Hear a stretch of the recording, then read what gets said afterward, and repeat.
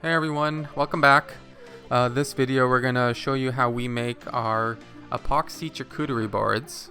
And here we're just removing the bark from our live edge boards that we get locally, and then we're sanding off the remaining of the bark that we got on there, just so it allows the epoxy to stick really well. That was quick. And then making the forms. Oh, you're moving quick here.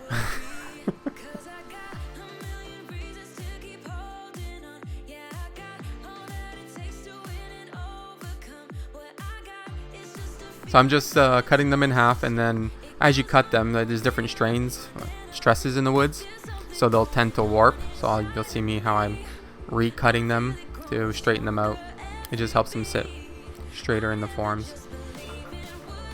So I either use a silicone or a caulking to fill all the gaps. I've gotten a lot better at that. I think my first couple forms I leaked quite a bit.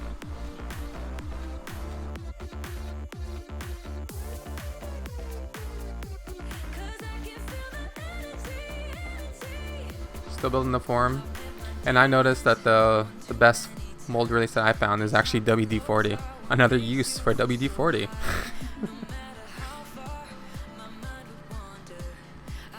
And don't wipe it like I'm doing here. It was not a good idea.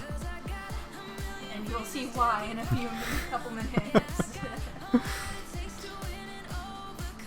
So I'm just placing them with each board that I fit together. See, I'm not as lively as normal. I'm tired. Clamping. Shut up, phone. Yeah, so I just use those to hold them in place. Wow, man. Mixing epoxy. I'm just putting on a scale. This is a 2 or 3 to 1? 2 to 1. This is a 2 to 1 mixture. I just found a good price on this one, so I bought a bunch of it. It's not the one we sell. Yeah, this is the fun part. You can hear that? That is not the epoxy releasing. That is the plywood coming apart. This is fun. At least the boards didn't break in half. Yeah, there we go. And the reveal. That's not the bad one. The ones in the middle are really bad. Half the board is stuck to it. Yeah, like crowbars. That was pretty good.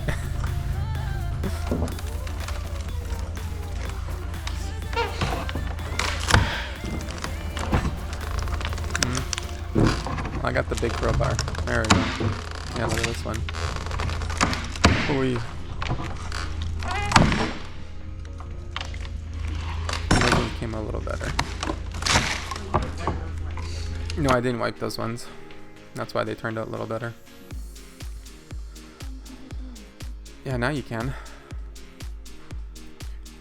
Yeah, just putting them through our planer. The 12-inch. Seems because it has a helical head on it, it works better than the 18-inch we have. Those are just 3 straight blades. They really chip on the epoxy, so we like the helical head better. One day we'll get a helical head joiner, or not joiner, planer, a nice big one. One day.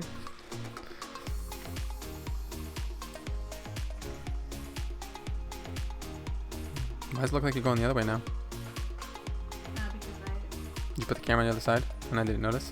No, I switched the planer around? Oh.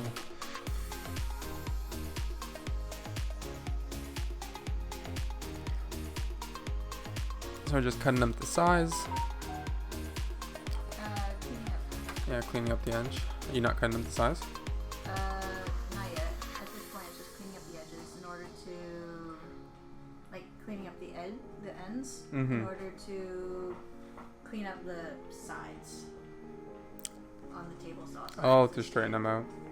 Yeah. You should have straightened them out first. Before cleaning up the ends. Yeah, because then it becomes parallel to the ends, or the ends become parallel to the sides when you're using on the chop saw.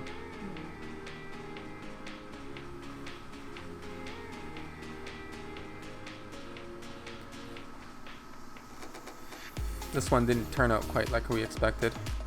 Yeah, the Salmon is supposed to be red.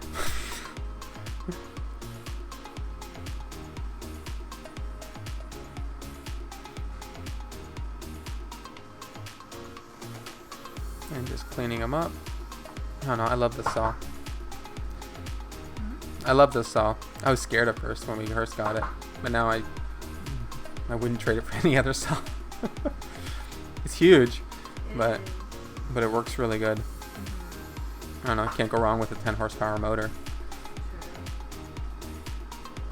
now cutting the sides. Oh, I see.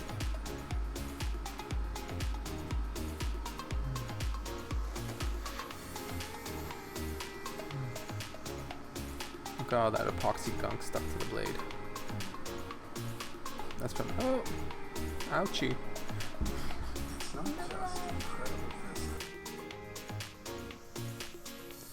Oh, are you okay?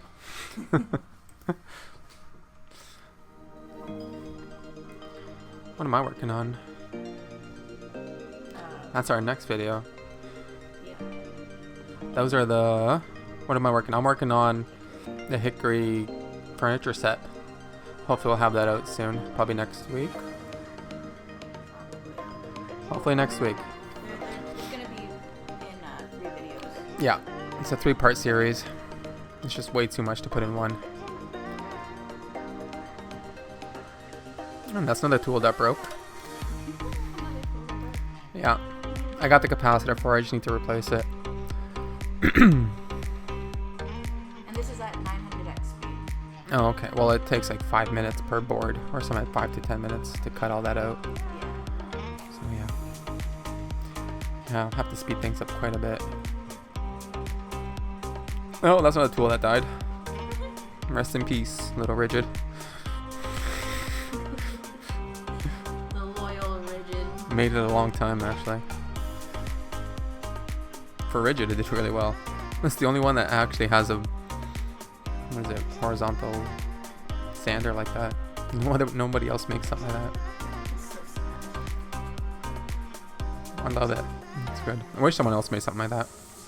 Well, I guess they do, but it's, you're looking at thousands of dollars, not $300.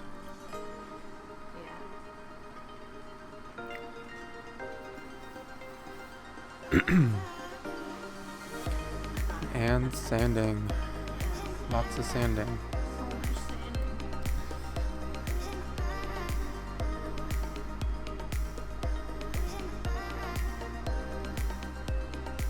But it is the process. You don't sand it, it doesn't look good. This machine helps a lot. Gets it flat and nicely sanded. Then you only do a little bit with your hand sanding. Trust me, she's not moving that fast. Okay, this is really sped up. This is 600x.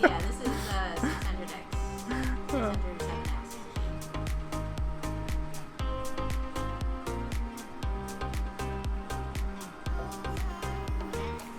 Did you not use a rotor on that? Oh, there you go.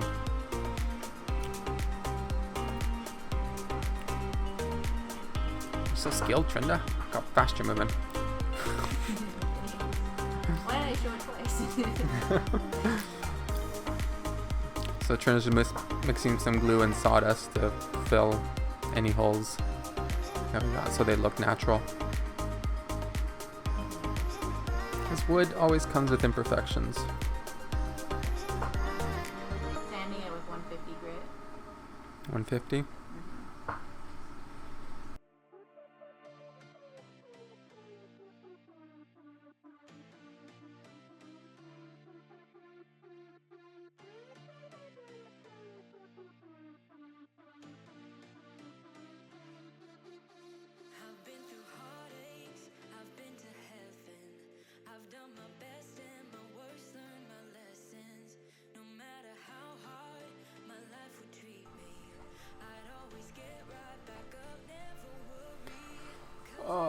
Wish it was more exciting for you guys. Just wish I was more excited. Just I do so many of these. It's just I know the process in my sleep.